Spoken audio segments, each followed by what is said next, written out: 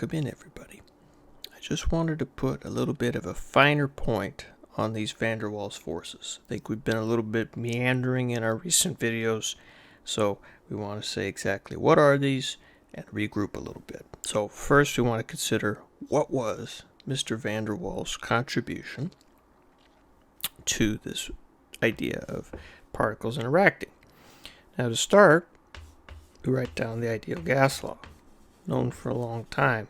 In the 1800s, in fact, pressure, volume, number of molecules, gas constant, temperature. This relation.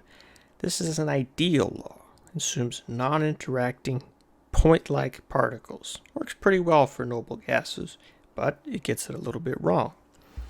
Mr. van der Waals introduced two important corrections to this formula that greatly improves its accuracy. The first, which is most important for us, is this increase in the pressure. This A factor we introduced divided by the volume squared is an increase in pressure, which is an internal pressure that results from interactions between the molecules, between the atoms. It's not something you'd see in this ideal law.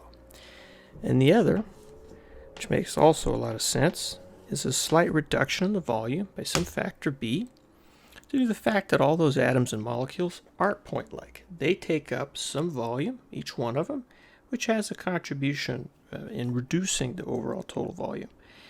This is equal to the same right-hand side. So this is very important. All the things that go in here were not clear to Mr. van der Waals. In fact, at his time, 1800s, molecules themselves were not even clear. As some would say, even today there's still a theory, but in these days it wasn't even clear they existed, let alone that they could come together and interact. But for the following decades, people tried to say, where is this attraction coming from, what's its equation, and how could we write it down? Now, as we started this series, one way that people tried to do this was to write down interaction energy, V, or I use U sometimes, that it could take. And someone proposed that it's some constant over some number of the radius, in this case a positive constant representing a repulsive term, and some other constant with r to a different power representing an attractive term. So someone looked for an empirical force field model that says, okay, we have these two terms, it's a pairwise potential, it has multiple parameters, we don't know exactly what's going on, but we're going to just say, can we model it empirically? And from this, we got the Leonard-Jones potential, another scientist, who said, you know what's a good number for that?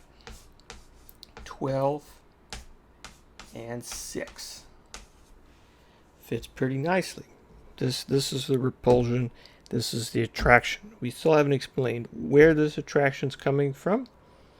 We know this is from Pauli exclusion, although this exact number isn't great, but what's going on here? That's the van der Waals attraction.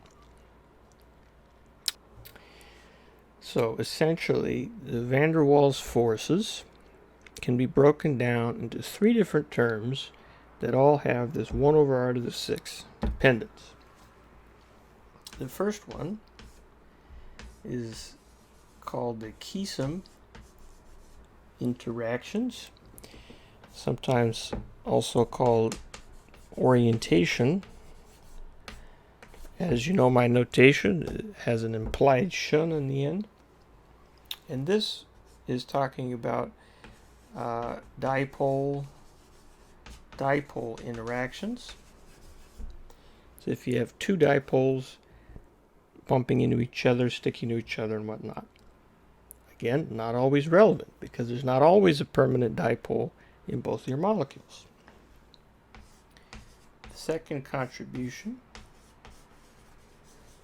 is from Debye, which is the induction effect. Or you could say it's dipole-induced dipole.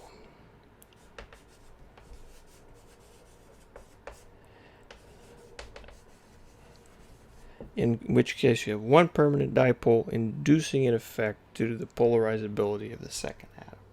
Very important, but not always present. You might not have any dipoles around at all, and that's when we come to the third contribution.